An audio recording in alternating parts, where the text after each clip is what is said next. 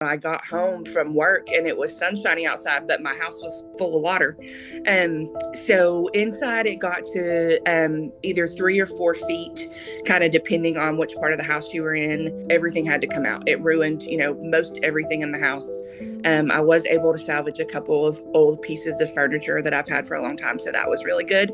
But other than that, it was pretty much all gone. It helped me tremendously again in getting money back that I had paid for appliances, said that I could put towards other things in my house that needed to be repaired.